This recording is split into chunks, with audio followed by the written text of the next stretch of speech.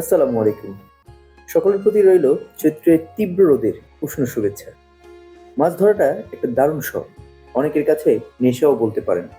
আমার ক্ষেত্রে বিষয়টি দ্বিতীয়। মাছ ধরতে আজ আমরা এসেছি পশ্চিম বিলপাবনাতে। যদি আমি একটু সহজ করে বলি তাহলে রাজবন্দের হ্যাচারি রোডে। তথাকথিত একজন ওয়ার্ড কমিশনের ঘের এটি। সিট প্রতি ভাড়া ১৩,০০০ টাকা। রড ফেলতে পারবে প্রতি সিটে ৫ জন ব্যক্তি। মোট ২৮টি সিট, যার সবগুলোই বিকৃত হয়েছে। যশোর, সাতক্ষীরা, পাইকগাছা, তেরোখাদা, বলতে গেলে অনেক দূর দূরান্ত থেকে মানুষ এসছে এখানে মাছ ধরতে। কোনো সেট ফেলা যাবে না, সর্বোচ্চ ২ কাটার বড়শি অ্যালাউ করছে কর্তৃপক্ষ।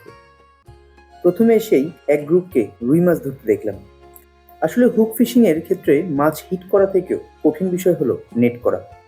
শতকরা ২৫% কিংবা তারও বেশি মাছ নেট করতে গিয়েই ছুটে যায়। এই যেমন এই চাচার কথাই ধরুন, বেচারা অনেকক্ষণ পর একটি মাছ হিট করেছে। সত্যি বলতে, যিনি নেট করছেন উনি আসলে অতটা অভিজ্ঞ নন, যতটুকু আমি বুঝলাম। ঠিক উনি মাছটাকে কাছে এনেছেন খুব সুন্দরভাবেই। কিন্তু আসলে মাছকে নেট করার প্রথম শর্ত হচ্ছে মাছের মাথাটা পানির উপরে আসতে হবে। মাছ যতক্ষণ পানির নিচে থাকবে মাছকে নেট করা যাবে না। কিন্তু যিনি নেট করছিলেন উনি বারবার এই ভুলটাই করছিলেন। মাছের মাথা পানির উপরে আসার আগেই উনি সবসময় মাছের পেছন বা লেজের দিক থেকে নেট করার চেষ্টা করছিলেন। যেটি হুক ফিশিং যারা করেন, অভিজ্ঞ যারা আছেন, তারা সবসময় মানা করে যে এভাবে কখনো নেট করা ঠিক না। ফলশ্রুতিতে কি হলো, এই চাচার মাছটি ছুটে গেল। বেচারা অনেক কষ্ট পেয়েছিলেন।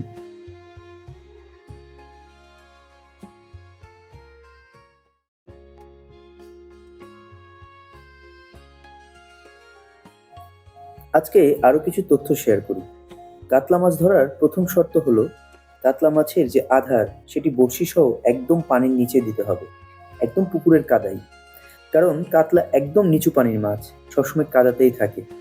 এবং কাতলার ক্ষেত্রে অনেক অভিজ্ঞ শিকারীরা সবসময় ছাতুর বল তৈরি করেন, যেই বলটি একদম পানিতেই ছুঁড়ে মারা হয়, যেটিকে আমরা সেট বড়শিতে বেঁধে সবসময় দেওয়ার চেষ্টা করি। সেট বড়শিতে দেওয়ার প্রথম শর্ত হলো এটা যেহেতু একদম কাদার ভেতর গিয়ে পড়বে, এবং কাতলা মাছ সবসময় লেজ দিয়ে নাড়িয়ে নাড়িয়ে সে বলটাকে ভেঙে ভেঙে কিছু আধার খায়। একদম বড়শির গায়ে লেগে থাকা আধারগুলো যখন আর না ভাঙে, তখন গিয়ে সে মুখ দিয়ে খাওয়ার চেষ্টা করে, এবং তখনই কাতলা মাছ বড়শিতে আটকা পড়ে। এখানে এই যে অভিজ্ঞ যে শিকারী মাছটি ধরছিলেন, এটি অবশ্যই কাতলা নয়, এটি হচ্ছে রুই মাছ। তারপরেও এই চাচার কাছ থেকে শুনলাম ওনারা আজকে অনেকগুলো কাতলার বল এনেছেন। এবং আমি যদিও ভিডিওতে দেখাতে পারছি না, কিন্তু আমি যতটুকু দেখেছি ওনারা প্রায় ১১ থেকে ১২টি কাতলা মাছ শিকার করেছেন এই এক চার দিয়ে। মাছ শিকারের আরো একটি মজার বিষয় হলো চার। এই চারের ক্ষেত্রে এক একজন শিকারী এক এক ধরনের চার পছন্দ করেন, এবং চারের ক্ষেত্রেও অনেক বিভিন্নতা রয়েছে। কেউ বাবলার চার, কেউ বাবলার আচার, কেউ পচা চার, অনেক ধরনের চার ব্যবহার করে থাকেন। এবং মাছ ভেদে বা মাছ শিকারের ধরন ভেদে এই চারগুলো আলাদা আলাদা হয়ে থাকে। আমি যদিও ব্যক্তিগতভাবে সবসময় আচার এবং বাবলার পচা চারটা ব্যবহার করতে খুব পছন্দ করি, খুব স্বাচ্ছন্দ্য বোধ করি। কেননা রুই মাছ শিকারের ক্ষেত্রে এই চারটি অনেক অনেক উপকারী, এবং অনেক দ্রুত মাছগুলো এক জায়গায় গ্যাদার করতে পারে এই চার। ভিডিওতে আপনারা যেই মাছটি ধরা দেখছেন, এটির ওজন প্রায় ৪ কেজি প্লাস। এই মাছটি আপনারা দেখতে পাচ্ছেন, যিনি মাছটি তুলছেন এবং যিনি নেট করছেন, দুজনে অনেক অভিজ্ঞ। ভালো করে খেয়াল করলে দেখবেন মাছটি যতক্ষণ না মাথা ভাসিয়ে দিচ্ছে পানির উপরে, ততক্ষণ পর্যন্ত এই ভদ্রলোক নেট করেননি। এবং আমার খুব ভালো লেগেছে যে এত বড় একটি মাছ, এবং এনারা খুব ঠান্ডা মাথায়, খুব সুন্দরভাবে, খুব সুনিপুণ হাতে মাছটিকে তুলতে সক্ষম হয়েছিল। যদিও আমি ভিডিওতে কিছুটা কাট করেছি, কিছুটা ফাস্ট করেছি, কিন্তু যদি বাস্তবে আপনারা দেখতেন তাহলে বুঝতেন এই মাছটি তুলতে ওনাদের নিম্নের পক্ষে হলো ৫ থেকে ৬ মিনিট সময় লেগেছে। এবং ওনারা অত্যন্ত ধৈর্যের সাথে এই মাছটি তুলতে সক্ষম হয়েছিলেন, এবং যেটি সবাই খুব প্রশংসা করেছে। আমার পেছনে আরো অনেক ভাই ছিলেন যারা খুব জড়ো হয়ে আমরা দেখছিলাম যে কিভাবে এই মাছটি তুলেন ওনারা।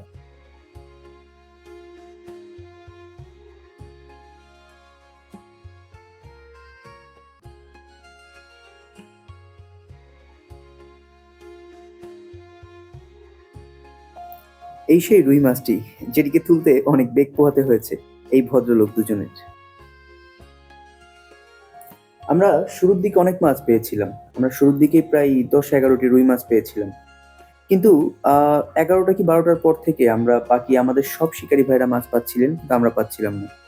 কিছুটা হতাশ হয়ে গিয়েছিলাম। ভাবছিলাম যে আজকে হয়তোবা আমাদের কপালে আর কোনো মাছ নেই। সবাই খুব দ্রুত মাছ তুলছে, আমাদের আশেপাশে, সামনে সবাই খুব মাছ তুলছিলেন, আমরা পারছিলাম না। তবে একদম শেষ মুহূর্তে আমাদের একজন অভিজ্ঞ শিকারী সুমন ভাই, উনি একটি মাছ তুলেছেন, সেটিও রুই মাছ। যাক, সেটি দেখানোর আগে একটি কথা এখানে বলে রাখি যে, যখন আপনারা মাছ ধরতে যাবেন কোথাও আপনার টাকা দিয়ে বা টিকিট কেটে, সেক্ষেত্রে অনেক সময় বড়শি স্যাক্রিফাইস করতে হয়।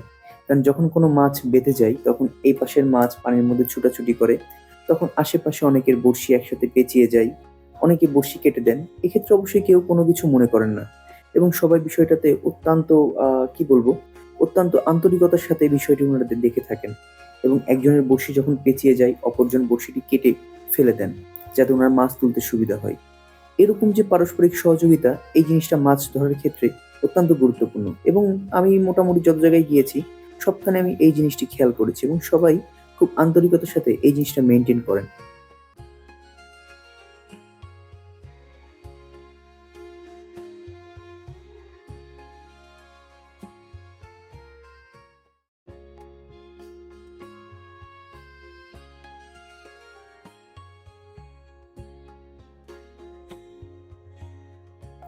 চলছে বসন্তকাল এবং চৈত্রের দিন হওয়াতে তীব্র গরম, ঝাঁঝালো রোদের সাথে তীব্র গরমে সবার মোটামুটি হাঁপিত্তেশ উঠে গিয়েছে। এখানে এক ভদ্রলোক তো নিজের জামা কাপড় খুলেই মাছ ধরতে বসেছেন। যদিও ভদ্রলোক অনেক অভিজ্ঞ শিকারী এবং অনেক সুন্দর মাছ ধরেছিলেন, অনেক মাছও পেয়েছিলেন। কিন্তু উনার জন্য আমার একটি বিশেষ ব্যাপারে খুব মায়া লেগেছে যে, উনি যতগুলো মাছ পেয়েছেন সবগুলোই ছোট। উনার বড় প্রত্যেকটা মাছই ছুটে গিয়েছিল। বেচারার ব্যাড লাক ছিল। দীর্ঘ ৪ ঘন্টা পর আমাদের বড়শিতে মাছ উঠেছে।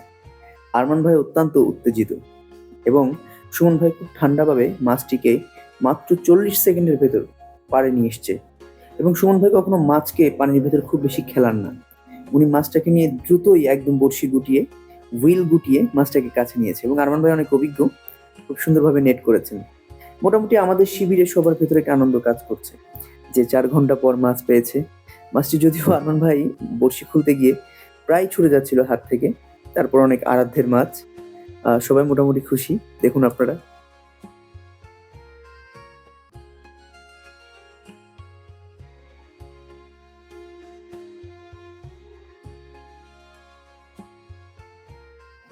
জানিয়ে রাখি, এই মাছটি সহ আমরা টোটাল মাছ পেয়েছিলাম ২৮ কেজি প্রায়। বেলা শেষ, বিদায় নিচ্ছি। শিকারী ভাইরা সবকিছু গুছিয়ে তারাও বাড়ির উদ্দেশ্যে। এই পড়ন্ত বিকেলের সূর্য দেখতে দেখতেই এই প্রকৃতির মাঝে আমরা বিদায় নিচ্ছি। ভালো থাকবেন আপনারা এবং যদি ভিডিওটি ভালো লেগে থাকে অবশ্যই সাবস্ক্রাইব করবেন। আপনাদের সকলের সুস্থতা কামনা করছি। আসসালামু আলাইকুম।